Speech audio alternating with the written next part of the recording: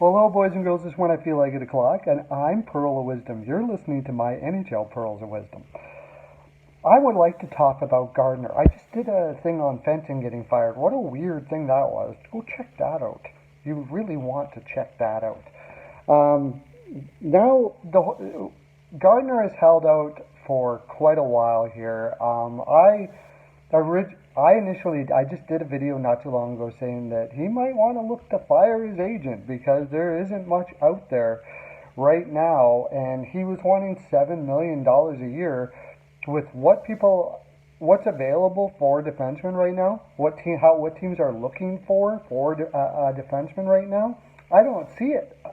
He could have signed earlier and definitely got that $7 million a year with several teams that had cap room. But they filled in their cap room now. Turns out, though, apparently he has a handshake agreement with the team. A handshake agreement with the team that he's going to sign with, but they have to clear up space. And that space apparently is a defenseman. It's a team that needs defensemen that have some overpriced defensemen or what have you that want to sign Gardiner. So I thought I'd take a look at who some of those teams that might be. The first thing I thought of was the Minnesota Wild, who just fired Fenton, and the only overpriced defenseman they have, and they don't really, it's not an overpriced defenseman, is Ryan Suter, and there's no way they're losing that. The other thing is, if they decide they don't want to give Jared Spurgeon the money and trade him and give the money to Gardiner instead, maybe that's what Fenton wanted to do, and the owner said, yeah, no, you're an idiot. You're fired. Okay? No, that's not likely it. And the reason why I said Minnesota, by the way, is that Gardiner is from Minnesota. So that could possibly have been it. But it doesn't seem likely. Who knows, though? Now that Fenton's gone, I doubt it. Let's just say I doubt it. The Winnipeg Jets need defensemen. But apparently, either they don't want Gardiner or Gardiner doesn't want to play in Winnipeg because they certainly have the cap room to sign him. They certainly need him. And that would be the most obvious destination. They wouldn't need to get rid. There would be no handshake necessary here. Which doesn't leave too many other options out there for those dynamics. The Golden Knights certainly need another defenseman. They've only got 5 signed right now, although they're going to use some minor league guys probably. But if they wanted to go that route, they wouldn't be getting rid of a defenseman. They would be getting rid of some forwards to clear some cap space. So maybe the rumor's kind of off, and that's a possibility. They could trade Reeves. They could do a few things to get him signed for the $7 million. It just doesn't feel to me like Vegas is looking to give those kind of long-term contracts with all the other contracts that they have right now.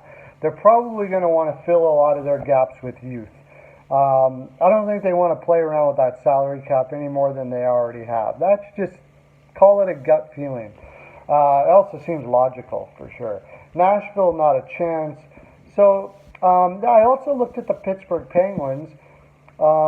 They certainly could use somebody like Gardiner, but they would have to trade Eric Gudbranson away. That would give them $4 million cap room. If Gardner's looking for 7, they still got to find $3 million to clear, which would mean a forward, possibly Nick Bjugstad if anybody wants to take a chance at that. It seems unlikely that they're going to be able to clear enough cap space to get a guy like Gardiner, but it's possible. I don't think anybody's going to want Gudbranson at $4 million. I don't even know why they wanted Gudbranson at $4 million for the next 2 years. But if they could do it, I imagine they would be happy to bring in a guy like Gardiner. The thing is, they have Marcus Peterson there. They have Chad Ruhwedel, who's really cheap and can play on the play on the 5-6 pairing. And it's up to, do they want to sign Justin Schultz? That's the thing. So basically what would be happening is you clear space, sign Gardiner, and let Schultz go. Just that seems like a lateral move to me. I find it highly unlikely that that's the case. So, after all this, where is he going, boys and girls? Well, I think the very obvious one to me is the New York Rangers. The New York Rangers have defensemen that they want to get rid of. That I'm sure that they're looking, Kevin Shattenkirk and Brandon Smith, one of which will probably be bought out. A lot of people are thinking Kevin Shattenkirk would have to be bought out. 2 years at $6.5 million, I have a feeling there's going to be teams that are willing to take a chance on him.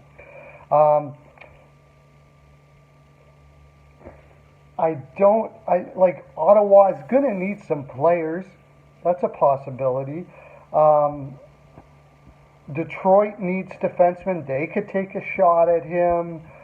There are teams out there that I think would give Shattenkirk one more chance for 2 more years. The LA Kings is a good example.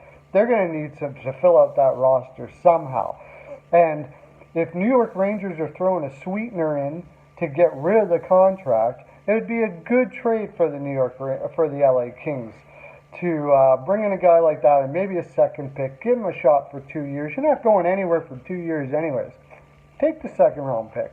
Maybe he recreates his career in LA and you think, you know what, maybe we will keep this guy. Or he becomes valuable and you can trade him at the trade deadline. I think Shattenkirk is the guy that's going to go. I think the Rangers have some deals in place and know he's going to go. And I think the New York Rangers are going to sign Gardiner. Now you know. Now you know. So hit the subscribe button. For the love of God. I'll send you a My NHL Pearls of Wisdom necklace. Helicopter to your door. I'm heading off to do some Pilates at Chinky's House of Pilates. If you go there, ask for Poon and tell them Perlo sent you. Have a great day. Lots of love to ya.